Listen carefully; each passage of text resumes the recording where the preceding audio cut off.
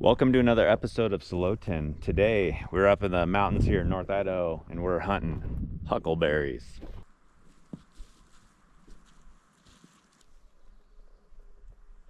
If you haven't had one of these before, they're basically like ancestor of the blueberry, and they are just a treat up here in North Idaho. We are pretty much obsessed with them and live on them through their season.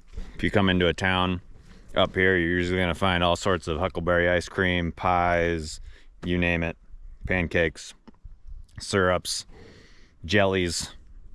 Eat them plain. They're just a delectable fruit. So if you've never had a huckleberry before,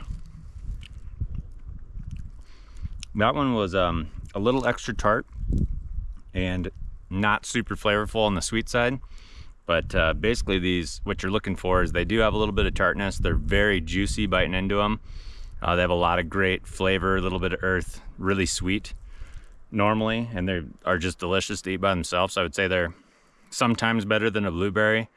The big difference is blueberries you get from a farm are a little more controlled than what you're getting out in the wilds. Eat one before you start picking them, because that whole plant might not be the best tasting huckleberry.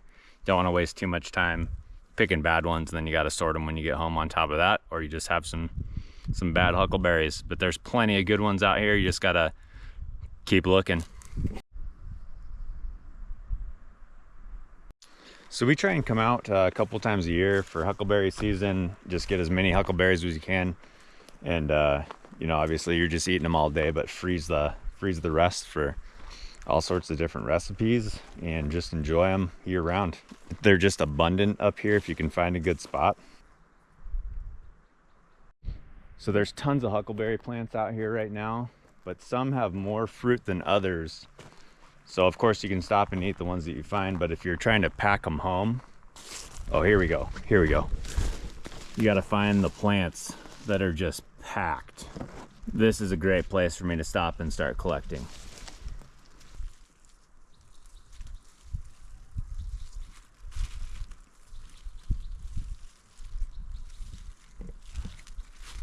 Right here is a huckleberry flower, and there's some bumblebees out here working on that. I can't imagine what honey tastes like coming from huckleberries. It's definitely a good idea when you're picking these guys, when you get to a new bush, just to try one.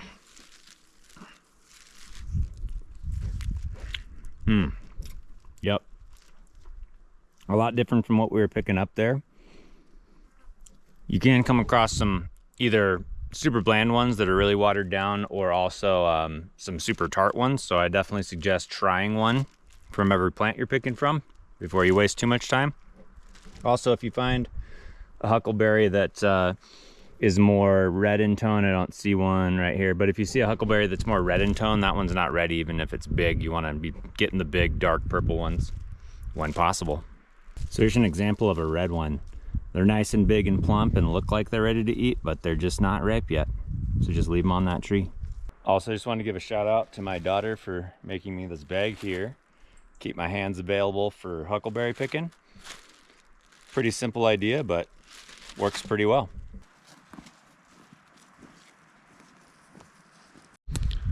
So you may have noticed I packed pretty light. The cool part about huckleberries, especially in North Idaho, is they're usually not too far off the road. And if you wanted to make a longer trip out of it, they are just all over these mountainsides. So if you wanted to backpack through, camp, and just hunt huckleberries, there's a huge opportunity for that as well. We're just doing a little day trip today, trying to get as many as we can and head on home.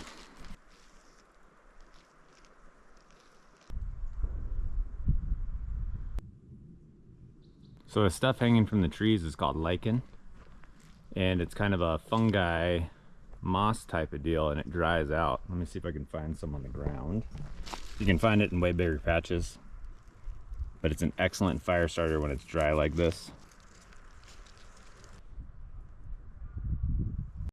All right, I'm headed back into town. Think did pretty good today. We're gonna go wash these, put them out on a sheet pan and freeze them, and then you can store them in the freezer after that.